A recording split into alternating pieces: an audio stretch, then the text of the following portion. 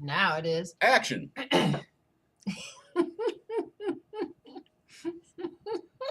She'll never get through this without busting a gut. Good afternoon, YouTubers. This is Sam and Lisa. We're here today to do a little Q&A on our book series, The Rise of Seth, The Bloodstone Chronicles. We've had some great feedback from all you people out there. We appreciate it. We've gotten some really good questions, too. We'd like to go over a few of those today and give you our answers. Last question for the day. Last email was from Candice, and she says, "Wow, I am such a fan. Have you guys tried to get published traditionally? If so, what happened? What is the hardest thing to do while writing?" Okay, the hardest thing to do while writing is whatever you're working on at the time. Now, when we were doing I call it an outline. He doesn't really call it an outline. You're basically plotting it. You're putting the plot down. That is the hardest thing when you're working on it because you're stretching the story out and making it bigger and adding more, well, we can add this and we can do this and explaining why. And that brings out the research. You have to do the research because there are people out there who are going to say, that didn't happen. So we have to That's right. research. Lots of research. You've got to do your research. Oh, yeah. If you're going to write, even if you're going to write fantasy, you've got to research. Because unless you are actually taking your story off this world and this universe and making up your own set of rules, you have to adhere to the laws of physics as we understand them. Yes, you can have people flying that breaks our laws of physics, but not everybody is flying. Maybe one or two people can fly. You better be able to explain why they can. Okay, and it better be plausible. That's why you have to do research. If you have the opportunity, go to your local community college, talk to a professor of whatever it is you're looking at, professor of history. Ask them, how is this? If you're writing a story about, I don't know, the nuclear war, go to a physics professor. Make sure that you understand what you're writing. Because you can't just write whatever the heck you want to. You can't do it. It won't work. Because somebody out there is going to see it and they're going to say, no, this is all crap. It's like the movies. What's wrong with this movie? You see that on YouTube. CinemaSins. Yeah, CinemaSins. What's wrong with everything wrong with this movie in 12 minutes or whatever. Yeah. And they can tear the science apart. Science fiction is very hard because a lot of times science fiction writers sort of do their homework, but not quite. If the question is answerable, if it has a concrete answer, you have to use that answer and you have to develop around those parameters. Now, if it's a question that's iffy, like how much of like in the movie Lucy, how much of our brain do we use? Nobody really knows. That's a question that you can get away with doing how they did it. 10%, then 20%, then 30, on and on and on, up to 100% of the brain. I mean, you have some scientists who say we do use it all. Other scientists who say, no, we actually use less than 10% of it, but it isn't something that can be proven. So you can get away with that one. Okay, but if it's something that can be proven, it's going to the moon and suddenly finding, I don't know, cheese on the moon, you can't do that. Unless it's a children's book. Unless it's a children's book and you can get away with that kind of thing. But you have to stay within those parameters. You have to do your research. If you're going to have your people go into a hotel that's in Egypt, and the hotel really exists, you need to research that hotel. You need to describe it just as it is. Yep. And you need to get it right. As right as you can. As right as you possibly can. And that's the hardest thing in writing is the research. Yeah. Every writer will tell you that. When it comes time to do the research, That's what takes the time. Writing it is not that hard. Writing it correctly is. That's like one of the things that we had in the books, in all, I think it's in all of them, are the Knights Templar. Mhm. But Mm, we kept writing it Templar Knights, exactly. and it's Knights Templar. And it's Knights Templar. It's always been called that. And I didn't know that. I always thought it was Templar Knights. Me too. Well, okay, I know it's in the second and third one. It's in the second and third one I because don't I know if don't it's in think the the first first one. one. No, I don't think the first one comes into that. Wait, yeah, yeah, I think it does. When Bacchus is explaining something to Jonas, Hmm. the first scene, I guess. I don't know. Not sure. We'll have to see. I mean, we wrote it, and we don't quite remember everything. And you'll find that, especially if you write a series. Oh man. You'll get into a third book of a 4-book series, and you'll have to look back in the first book to make sure that you've got your facts straight there, because you won't remember. You know, you don't remember what, as much as we've read that book over and over and over again. Small details can escape you, and if you let it pass, the readers will catch it. Yeah, they will. They will catch it, and they'll call you on it. Yeah, they will. They'll say, "Oh no, no, no, no! Bobby Joe didn't look like that." And you're, what do you mean Bobby Joe didn't look like that? And you look back, and in the third book, she's a brunette, and in the first book, she's a blonde. And I mean, you can get away with, well, she dyed her hair. Well, that's cheap. You just forgot, and you Yeah. didn't check your character sheets. It's like me misspelling jelly beans in the first one. I still kick myself in the ass for that. You know. Well, Now, I spelled it right and then I spelled it wrong. And always, you have to remember what your names are because Monet. that's why you. That's why we. If you start a series and you know it's going to be a series, even Character if you sheets. got to have your character sheets, Yeah. you got to have them for description. You're sitting there and you're writing. Well, let's see. Did Jonas have green eyes or did he have blue eyes? I don't remember what I gave him. Then you got to look back. Your character sheets they're vital, I use Scrivener. especially if you're writing if you're writing a series. Everything's got to be consistent within the series. The characters' looks, unless within the fantasy they've been able to change their looks, like Jonas does to Dusty in the diner in the first book. Oh, she was ready to kill him. That was funny. But it was necessary for the plot as it went. As for trying to get published traditionally, yes, we have. We've taken a shot. We have the rejection notices.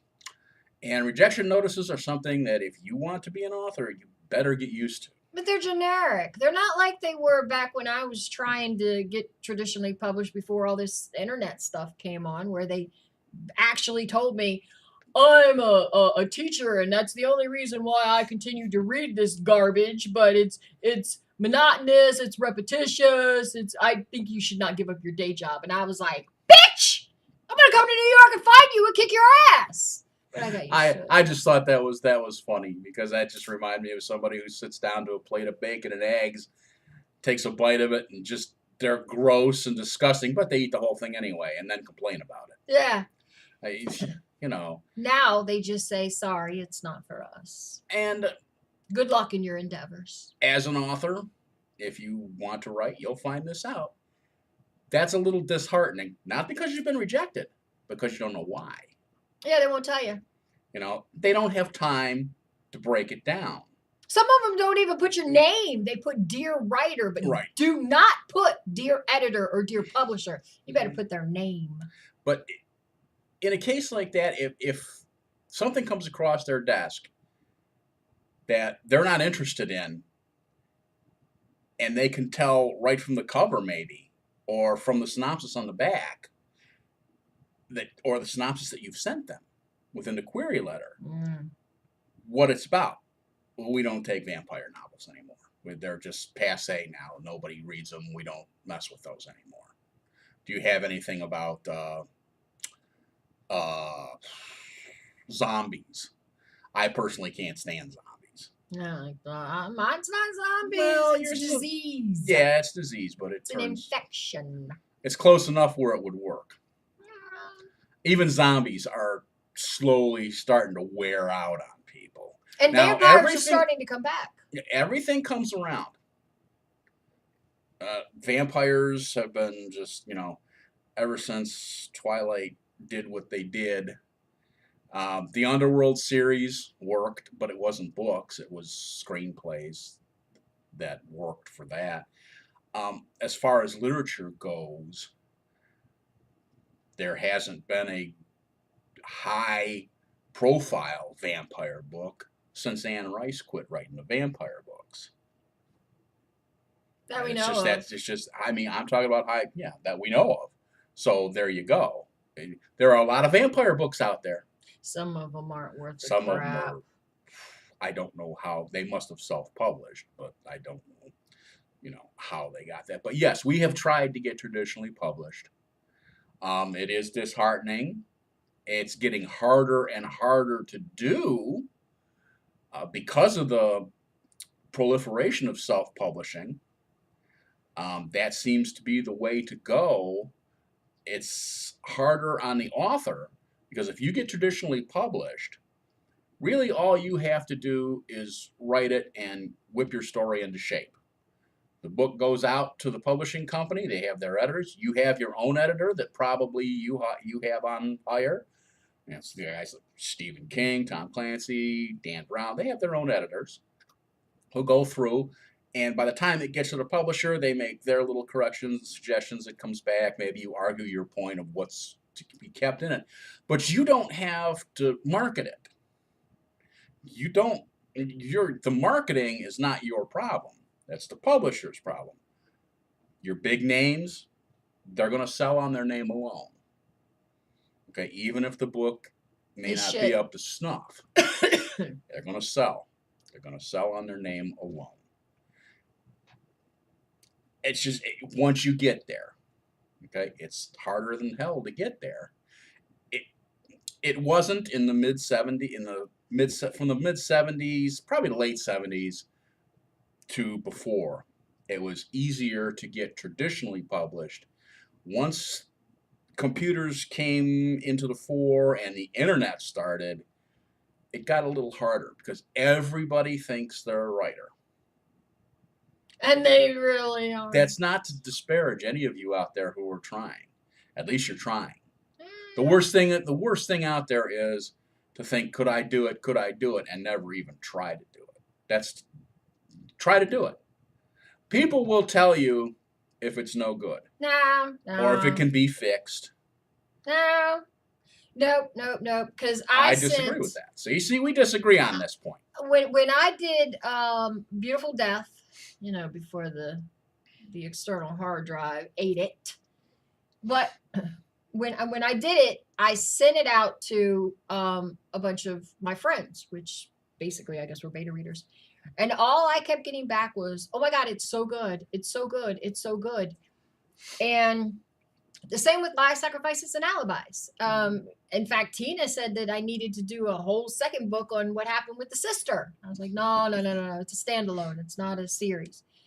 But they kept saying it was good. And I'm reading back over it now and I'm like, oh, why did they tell me this was wrong? This is misspelled. This is the wrong tense. This is horrible. This doesn't explain. This should be back here. I mean, it was bad. Well, the thing with that is your readers, when I read a book, I've always tried to read twice. Once as a reader, fan, just to tell me the story. I just open it up, tell me a good story. And I just read it. And if I liked it, then I'll go back and I'll read it slowly. I'll break it down. Aha, here was an inconsistency. Aha, here's a misspelling. But I'm also learning. How did they do this? How did they make this scene so vivid? What did they use? How did they make me just fall into this scene like I was there? That's how you learn. That's how you learn to write. You can't go to school. You can go to school to learn the techniques. the vocabulary, grammar structure, what works, kind of what doesn't. But nobody can teach you how to write. There's lots. Go to your bookstore. If you have a bookstore still, go to your bookstore. Just pull a book off the shelf. It's called the library. I prefer to go to the bookstore because they have a much larger selection. Good luck with that. Normally it's audiobooks nowadays. We have a Borders up the street. They have a lot of books. They probably have ours too. My point is pull a book off the shelf. Read the first 3 pages. There's a 60% chance that you're going to sit there and shake your head and go, how in the world did this ever get published? Garbage does get published. It gets published every day. You know, I always harken back to Stephen King, and he said the same thing. He said, there will come a time when you will read something. If you want to be a writer, you'll read something. You'll read it from front to back. You'll finish it, and you'll say, that really sucked. I can do better than that. And that got published. And sometimes it's a stupid accident. Twilight, the first Twilight book, was a stupid accident. She never intended to publish that. Don't get me started on 50 Shades of Grey. Well, That was I just- don't know that much about the 50 Shades books. I other couldn't than that get past the first they're chapter. really It was not very good. It was horrible. It was But horrible. Twilight was never meant to be published. She wrote it, and she put it away. She just wrote it for herself. Her sister found it, read it, and said, oh, you got to publish this. Well, somebody saw dollar signs in that. The time was right. It appealed. They knew it was going to appeal to a certain audience that was going to eat it up. And they did. And, I mean, I'm not trying to disparage Stephanie Moyer in any way. She's probably a very nice woman. But those books really are poorly written. Now, But they made it. I read Twilight 1, and I kind of liked it. But it was, the story structure was horrible. Well, I mean, it was. After that, I just watched all the movies, and yes, I watched all the movies. The problem with Twilight was its theme was, you know, I got to have a boyfriend. Come on. Yeah. I have a problem with that. Anyway, Candice, yes, we've tried to get published. We didn't. That doesn't mean we quit trying, because that's what you want to do. You want to get with a publishing company. Now, You keep really in do. mind, when we tried, it was the first go round before we had a beta reader, and don't get me started on beta readers. We had one beta reader out of 5 who actually read the book and helped us, and she gave us the idea to switch things around, take one part out of 1 and put it into 2, or is it in 3? It's kind of split between Well, it's the kind of 2. split between 2 and 3. I had originally written a prologue Yeah. for the first book. Which was about this long originally. It was a page. Yeah. We did all that in a page. But the prologue actually ended up being, what, 5 or 6 pages long In the end, yeah. in the end. But then we sent that to our beta reader, and she suggested putting it somewhere else because it wasn't actually starting the story. It was a prologue. And prologues these days, used to be you could write a prologue, and it was very appreciated because you were setting the scene of, here's what happened, 20 years ago that's causing this story to unfold. Nowadays, everybody wants to get into the story. Give me the story. Give me the story. Give me the story. They want you to grab them on the they want first you line. to grab them. You go and you see an action movie, and the credits roll, and there's a firefight. I mean, you're immediately immersed in the story. And that's how literature has become now. They want you to go into the story. Like James Patterson. He's good at that. So we didn't want to lose that part of it because it was very interesting. So we had to work it in somehow later in the story, and we did. And it's gory. And it's a little gory. Yeah, it's a little gory. And it's a little controversial. Yeah, it's controversial. So, but Candice, if you're trying to write and you're trying to get published traditionally, I wish you all the luck in the world. Good luck. Get used to the rejection letters. Don't take them personally. They don't know you. Now They don't make know sure who in you your are. query letter you spell everything right. You have the right tense on everything, If grammar, punctuation, all of it. if you're going to get any help at all on anything professionally, get help with the query letter. It makes all the difference in the world, because if they get a bad query letter, they're not even going to open your book. No. And even if your book is great, if your query letter stinks, it's not going to help. Yep. They're not going to see it. We did get a rejection that said they didn't like the point of view. Right. They didn't like the point of view. But that didn't really tell us anything. They didn't like the point of view. That was before we changed it. We had, I just scratched my head. I don't know what do you mean you don't like the point of view? You don't like vampire novels? You don't like, what is it about the point of view? When somebody tells you they don't like something about, well, I don't like your characters. All right, I'll accept that. Not for everybody. What don't you like about them? Well, I just don't like them. That's not an answer. Yeah. That gives you nothing to go by as an author. Nothing. Constructive criticism is good, but give it to us. Tell me, well, your characters are wooden. They're just cutouts. I mean, this is every character in any book.